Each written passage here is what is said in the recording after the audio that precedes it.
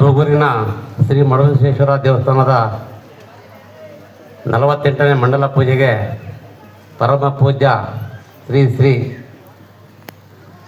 1008 ಜಗದ್ಗುರು ಪ್ರಸನ್ನ ರೇಣುಕಾ ವೀರಸ್ವಾಮೇಶ್ವರ ರಾಜೇಂದ್ರ ಶಿವಾಚಾರ್ಯ ಮಹಾಸ್ವಾಮಿಗಳ ಪಾದೋದಕ್ಕೆ ಪಣಮುಟ್ಟು ಬಾಳೆಹೊನ್ನೂರು ಹಾಗೂ ರಾಜಕೋಟೆ ಶಿವಾಚಾರ್ಯ ಮಹಾಸ್ವಾಮಿಗಳು ಶ್ರೀ ರಂಭಾಪುರಿ ಶಾಖಾ ಹಿರೇಮಠ ಬಿಳಿಕಿಯವರ ಪಾದೋದಕ್ಕೆ ಪಣಬಿಟ್ಟು ಹಾಗೂ ಡಾಕ್ಟರ್ ಗುರು ನಾಗಭೂಷಣ್ ಶಿವಾಚಾರ್ಯ ಸ್ವಾಮಿಗಳು ಶ್ರೀಮದ್ ರಂಭಾಪುರಿ ಶಾಖಾ ಮಠ ಸಂಸ್ಥಾನ ಮಳ್ಳಿ ಇವರಿಗೂ ಕೂಡ ಪಾದಕ್ಕೆ ಪಣಬಿಟ್ಟು ಹಾಗೂ ಸೂಗೂರಿನ ಗ್ರಾಮ ಸಮಿತಿ ಅಧ್ಯಕ್ಷರು ಪ್ರಕಾಶ್ ಅವರೇ, ಕಲ್ಲಿನ ದೇವಸ್ಥಾನದ ಅಧ್ಯಕ್ಷರು ಜೆ ಪಾಲಕ್ಷಪ್ಪನವರೇ, ನಮ್ಮ ಹಿರಿಯರು, ರಾಜಕೀಯ ಗುರುಗಳು, ಮಾಜಿ ಶಾಸಕರು, ಮಾಜಿ ಸಂಸದರು, ರಾಜ್ಯಸಭಾ ಸದಸ್ಯರಾದಂಥ ಆಯನೂರು ಮಂಜಣ್ಣನವರೇ, ಹಾಗೆ ಹಿರಿಯರು APMC ಮಾಜಿ ಅಧ್ಯಕ್ಷರು, ಸೋಡಾ ಮಾಜಿ ಅಧ್ಯಕ್ಷರು ಹಾಗೂ ನಮ್ಮ ಸಮಾಜದ ಎಲ್ಲ ಒಳಿತು ಕೆಲಸ ಕಾರ್ಯಗಳಿಗೆ ಮುನ್ನಿಟ್ಟು ಕೈಗೂಡಿಸುವಂಥ ಜ್ಯೋತಿ ಪ್ರಕಾಶಣ್ಣನವರೇ ಹಾಗೂ ವೇದಿಕೆ ಮೇಲಿರ್ತಕ್ಕಂಥ ನಮ್ಮ ನಾಗಭೂಷಣ್ ಅವರೇ ಸೈರಿ ಕಾಲೇಜ್ ಹಾಗೂ ನಮ್ಮ ಊರಿನ ಕಾರ್ಯದರ್ಶಿ ಮಂಜು ಅವರೇ, ಶಿವು ಅವರೇ,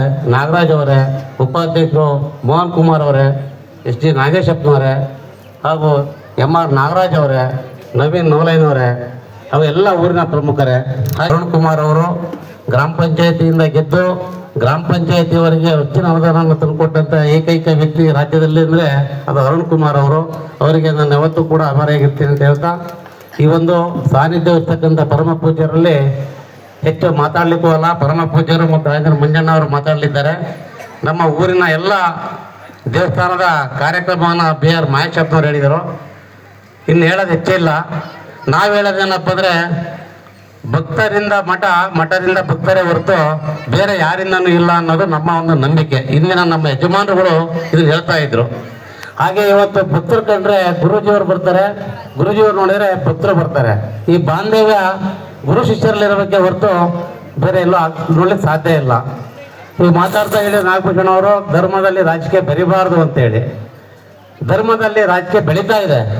ಅದು ಧರ್ಮಾಧಿಕಾರಿಗಳು ರಕ್ಷಣೆ ಮಾಡ್ತಾನೆ ಇದ್ದಾರೆ, ಆದರೂ ಕೂಡ ಆಗ್ತಾ ಇಲ್ಲ. ನಮ್ಮ ಇದನ್ನು ತೀರ್ಷಣಕ್ಕೋಸ್ಕರ ನಾವು ಮಠಾಧೀಶರನ್ನ ಮತ್ತು ಧರ್ಮನ ನಾವು ಇದು ಮಾಡ್ತಾ ಇದ್ದೀವಿ. ಒಂದೇನು ಹೇಳ್ತಾರೆ ಅಂದರೆ ಧರ್ಮ ರಕ್ಷಿತ ಅಂತೇಳಿ. ನಾನು ಧರ್ಮ ರಕ್ಷಣೆ ಮಾಡಿದರೆ ಧರ್ಮ ನನ್ನ ರಕ್ಷಣೆ ಮಾಡುತ್ತೆ ಅನ್ನೋದನ್ನು ನಾನು ಯಾವತ್ತೂ ಹಿಡ್ಕೊಬೇಕು.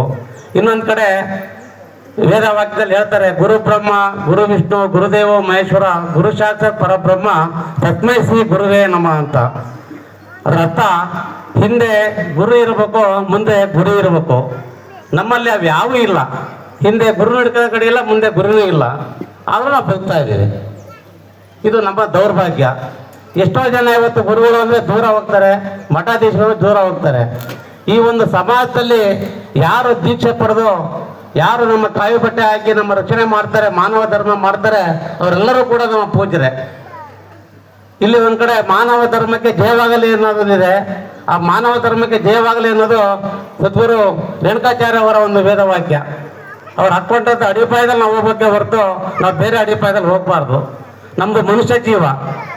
ಬೇರೆ ಕಡೆಯಲ್ಲಿ ಲೆಕ್ಕ ಹಾಕಿದರೆ ನಮ್ಮ ಹಿಂದೂ ಇರ್ತಕ್ಕಂಥ ಸಂಸ್ಕಾರ, ಸಂಸ್ಕೃತಿ ಎಲ್ಲದೂ ಕೂಡ ಅದರಲ್ಲೂ ಹೆಚ್ಚು ನಮ್ಮ ಭಾರತ ದೇಶದಕ್ಕಿಂತ ಹೆಚ್ಚು ಕರ್ನಾಟಕದಲ್ಲಿದೆ.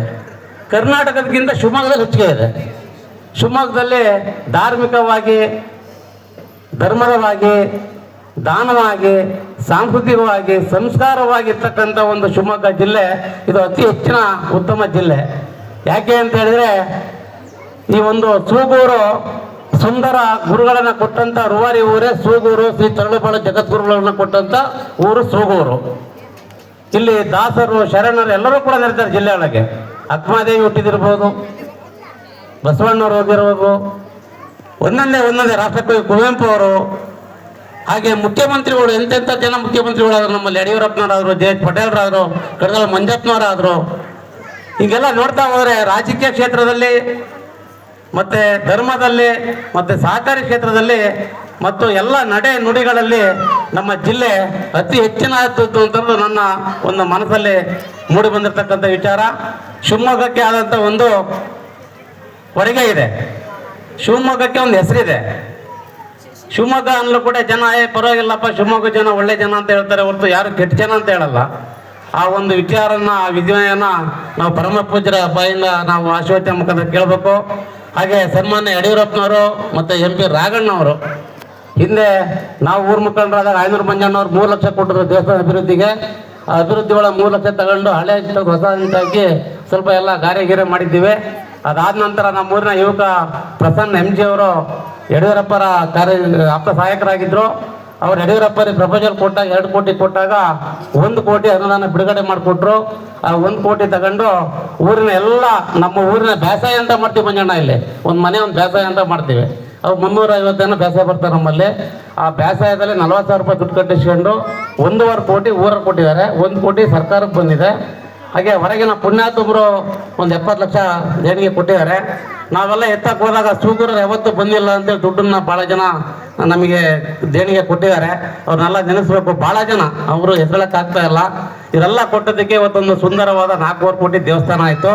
ನಮ್ಮ ಎದುರಿಗಿರ್ತಕ್ಕಂಥ ಸಮುದಾಯ ಭವನ ಅದು ರಾಘವೇಂದ್ರ ಅವ್ರ ಕೊಡುಗೆ. MP ಅವರು 1 ಕೋಟಿ ಕೊಟ್ಟರು. ಆ 1 ಕೋಟಿ ಕೊಟ್ಟ ಜಾಗ ಇರಲಿಲ್ಲ.